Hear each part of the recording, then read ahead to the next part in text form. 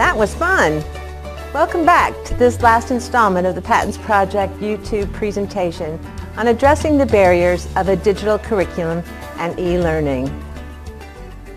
This series of presentations has focused on addressing the accessibility issues that local educational agencies need to consider when purchasing an online or digital curriculum, or when a school district sets a course for developing their own digital curriculum. We invite you to join us in an open forum discussion on the issues during the month of February. This forum discussion will occur in the Accessible Instructional Materials community on the Indiana Learning Connection website and will be moderated by Daniel McNulty, the Patents Northeast Regional Site Coordinator. So come on and join us in this important discussion and share what your school district is doing to address the breaking down of barriers of a digital curriculum and e-learning. Also, if you haven't already done so, go to the Patents YouTube channel, TeacherTube or teachindy.com, to view the first two informative presentations in this series. This week, we will bring you 3 YouTube presentations with Jeff Bond, the Patents Central Regional Site Coordinator, on some possible solutions to consider for making your traditional or your digital curriculum accessible for students with disabilities. The first in this series will focus on the use of text-to-speech program called Read Out Loud Universal Access. The second presentation will be about a program that converts digital text to DAISY and a program called DAISY to EPUB for creating files that can be utilized on mobile devices. And lastly, Jeff will talk about the RFB&D Read Here software that will allow digital files to be accessible for the blind and visually impaired. By the way, all 3 of these solution programs are free to Indiana local school districts for use by struggling readers and students with print disabilities. These programs are available as a free download by your school district's appointed digital rights manager on the Indiana Center for Accessible Instructional Materials, or the ICAM website. That site is www.icam.k12.in.us. These are just a few of the many solutions available for addressing the issues. For more information on these and other solutions, please contact your Patents Regional Site Coordinator.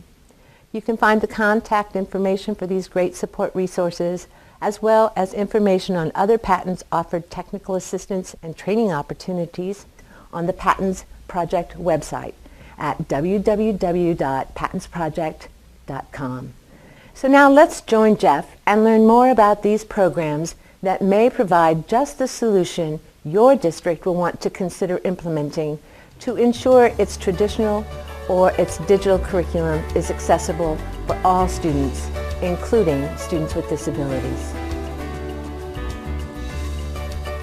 Hello, I'm Jeff Bond, and I am the Patents Central Regional Site Coordinator.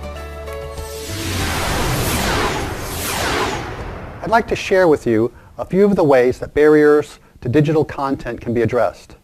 Many individuals with a disability have barriers that create a challenge to access what others take for granted, and the increase in digital content is no different.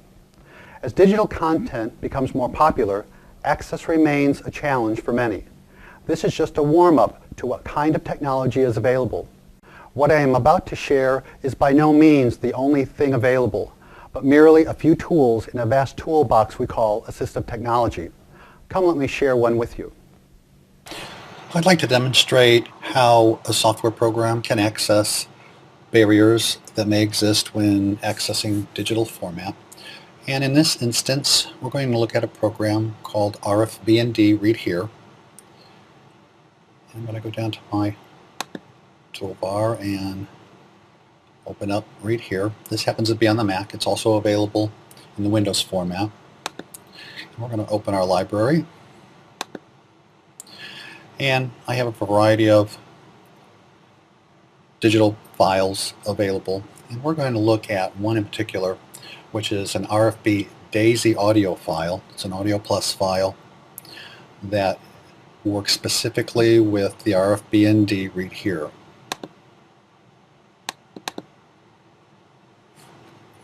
And as we open the program up, we can see that, much like other Mac or Windows programs, we have our File, Edit, Tools, View, Windows Help, those sorts of things, which are pretty standard for other programs that use either the Mac OS or the Windows OS.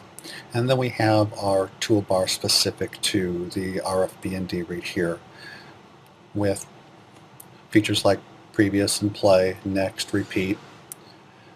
How we navigate, we can control the volume, and we can zoom in, zoom out, contrast, pan, bookmarks, and we have our library, and we can close or open our sidebar, which is over here to the right. This particular program, again, uses only an audio file format. So there will be no pictures, there will be no conversion of text to speech, as we see in other programs like Read Out Loud, Read and Write Gold, Kurzweil, Win, and that sort of thing. Although other versions of Read Here by GH will offer those kinds of features, this one is particular to RFBND audio file formats. And the audio file format is not a synthesized speech. It is actually a digitized speech where someone is actually reading the content of the book and the navigation features. So we'll take a little listen and see what it sounds like. This is, again, the very beginning of the book itself, and I just happen to have this one available. It's the Brothers Grimm, From Enchanted Forest to the Modern World. And we'll hit play. Number GV343.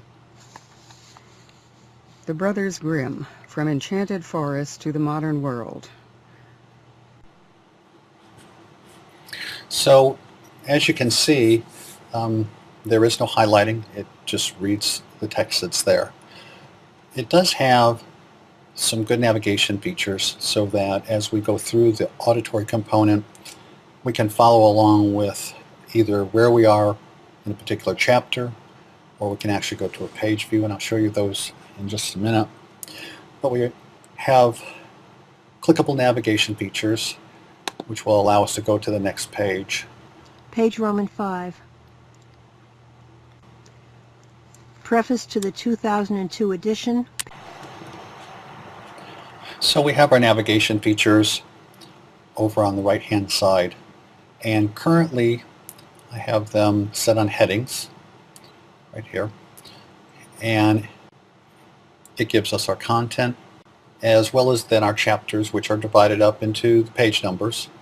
So chapter 1, obviously page 1, and chapter 2 starts at page 25. If we go up and click on page, then we can actually go through the pages singularly.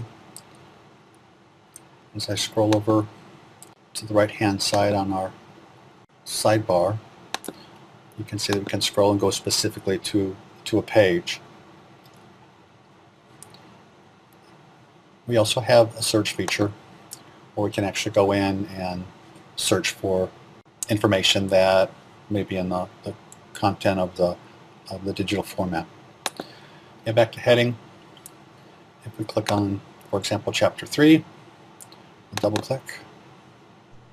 Chapter 3, Exploring Historical Paths. Inevitably, they find their way into the forest. It is there that they lose and find themselves. It is there that they gain a sense of what is to be done.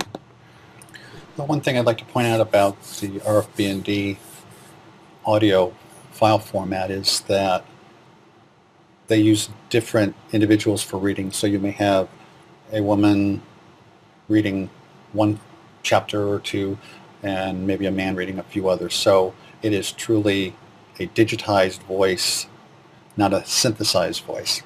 So you actually have somebody reading. That being said, then you don't have the opportunity to change the rate or the pitch or the speed of the reader because it is a digital recording. And again, we have some other features that we can zoom in on if we need to have it high resolution, and we can zoom out. We can also change the contrasts. So there are a few features in here that are helpful for individuals that might prefer that kind of background or that kind of size for navigation. Again, it does not do the highlighting.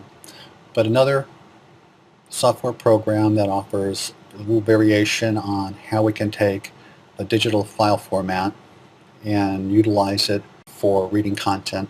This program does support keyboard shortcuts for quick access, as well as working with voice-over screen reading programs. One other feature I would like to point out is the bookmark, and you actually have unlimited number of bookmarks that can be added to the text, so navigation is even enhanced with that particular feature, as well as going to the chapter or to the page specifically.